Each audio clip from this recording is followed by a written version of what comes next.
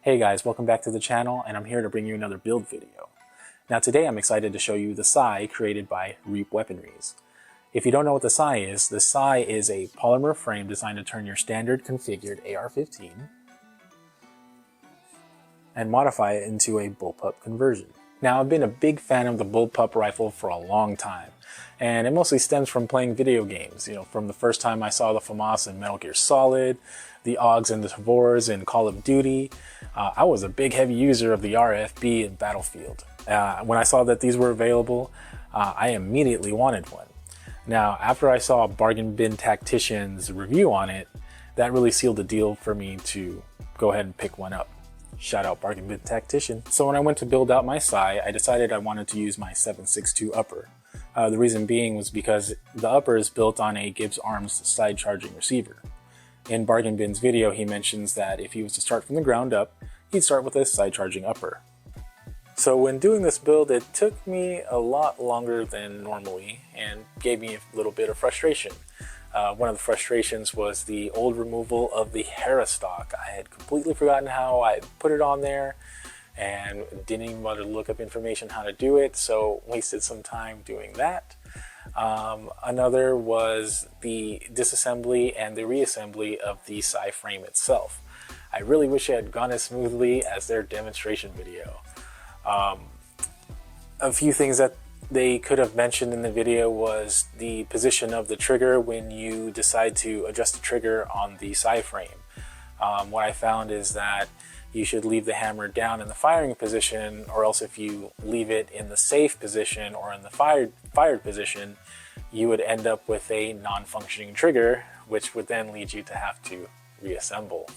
I knew from the outset that the original handguard on here, which was a Gibbs 1 matching handguard, that it wasn't going to fit. It was a seriously chunky boy. I did have my 5.56 upper, which has a Aero Precision Atlas S on there, which was really not as thick and looked like it would fit on there, but even that one didn't fit on there really well.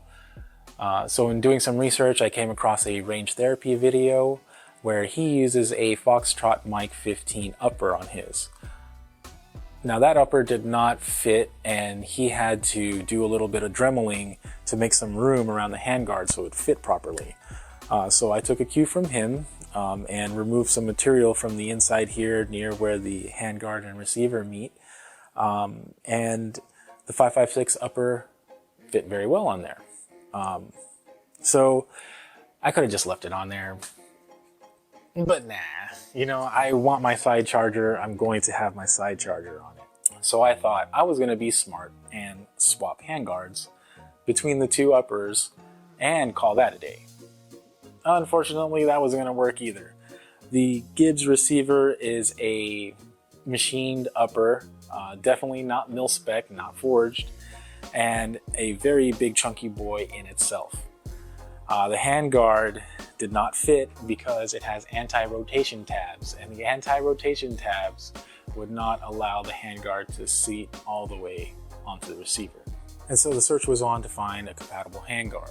So I reached out to Reap Weaponries and they sent me a list, and on that list was Odinworks, which also just happened to be on sale at that time at Primary Arms. So I just went ahead and bought it. Now, when I received the Odinworks handguard, it was definitely smaller, thinner than the Gibbs one. Unfortunately, when installing on there, the height of it unfortunately made it too deep to where it took having to put a bar in here in order to get the pin in, and then using a hammer to drive the pin home. Now, when it did that, it put a lot of pressure here on the front of the frame, and it caused it to bow away from the handguard like this. Just the front, just a tad, but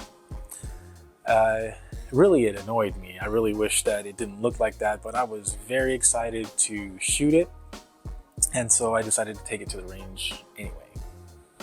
So test firing was kind of meh. Firing one round at a time kind of went okay. However, sustained fire was difficult to obtain because of so many stoppages.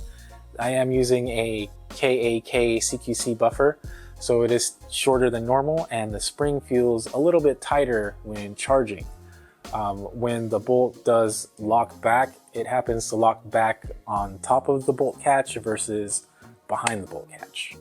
So do I like this rifle? 100% I do, despite the kinks that I need to work out for it. I am in contact with KAK regarding the buffer system, to which they've offered me some solutions to which I can try and test out so I can get this up and this rifle can be one of my regular go-tos in the safe. Now, in the meantime, I've gone ahead and replaced the handguard with a BCM handguard because Primary Arms had a sale and I wish I had gone ahead and purchased it the first time, you know, no regrets. I'm a California resident, so when building, I'm subject to a few restrictions. In order for me to have a regular mag release, I have to have a grip fin and also a non-adjustable stock.